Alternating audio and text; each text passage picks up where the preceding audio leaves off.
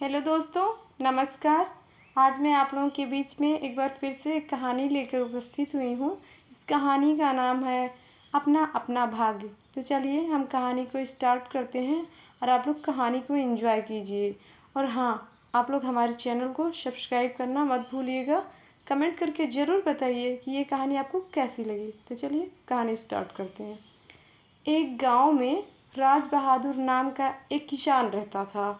वह बहुत ही मेहनती था। उसके दो बेटे थे। बड़े का नाम नवल और छोटे का नाम किशोर था। समय बीतने के साथ साथ अब उसके बेटे जवान हो गए थे। खेती का सारा काम अब उसके बेटे नवल और किशोर दोनों संभाल रहे थे। राज बहादुर बूढ़ा हो गया। अब उसकी तबीयत भी ठीक नहीं रहती थी। वह हर समय इसी चिंता में डूबा रहता था कि यदि मुझे कुछ हो गया तो कहीं दोनों भाई आपस में लड़ाई ना करें। राम बहादुर ज़्यादा पढ़ा लिखा ना था। उसे वसीयत के बारे में भी कुछ ना पता था। आखिर उसने बंटवारे का एक उपाय सोचा। उसने एक रात दो घड़े अपने खेत में दबा दिया। कुछ दिनों के बाद राज बहादुर की तबीयत ज़्यादा खराब हो गई। अपनी मृत्यु का समय निकट जानकर उसने अपने दोनों बेटों को बुलाया और कहा, मैंने खेत के दाएं कोने में दो घड़े में धान भर के दबा दिया है। मेरे मरने के बाद दोनों घड़े निकाल कर दोनों भाई आपस में बांट लेना और उसी में संतुष्ट रहना।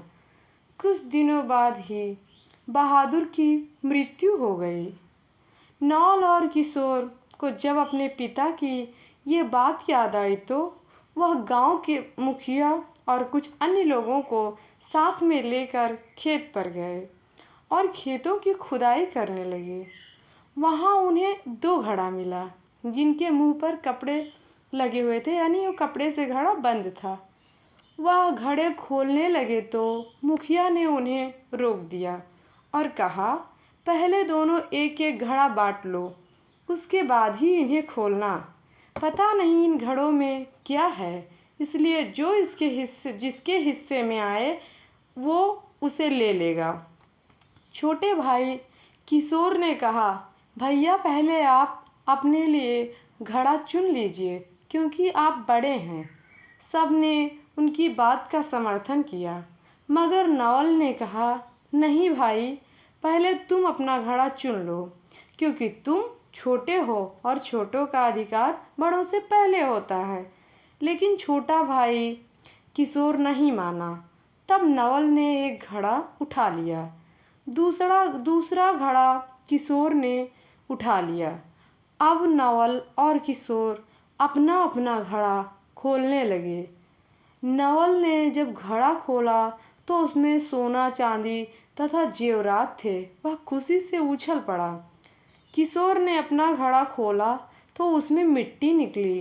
पूरा घड़ा मिट्टी से भरा हुआ था। यह देखकर वह बहुत उदास हो गया। नवल खुशी से नाचते हुए बोला, पिताजी मुझे बहुत प्यार करते थे, इसीलिए मुझे सोना चांदी तथा जेवरात देकर गए हैं।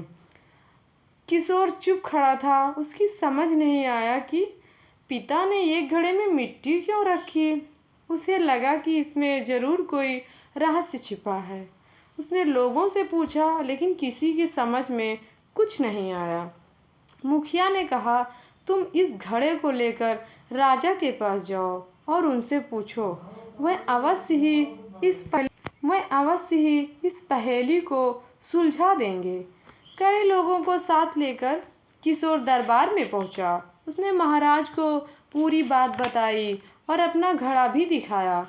पहले तो महाराज सोच में पड़ गए, फिर कुछ सोचकर हंसने लगे और बोले, यह तो बड़ी ही साधारण बात है। तुम्हारे पिता ने घड़े में मिट्टी इसलिए रखी कि जिसके पास मिट्टी वाला घड़ा आएगा वही जमीन का असली हकदार यानी मालिक होगा। सब लोग राजा के न्याय का निर्णय सुनकर बड़े प्रसन्न हुए और उनके निर्णय का सराहना करने लगे। अब किशोर को मिट्टी से भरे घड़े से कोई शिकायत नहीं थी क्योंकि खेतों का मालिक तो अब वही बन गया था। इस प्रकार से इस कहानी का अंत हो गया। अगर आप लोगों को कहानी अच्छी लगी हो तो कमेंट करके हमें ज़रूर बताइएगा कि ये कहानी कैसी लगी। Thank you.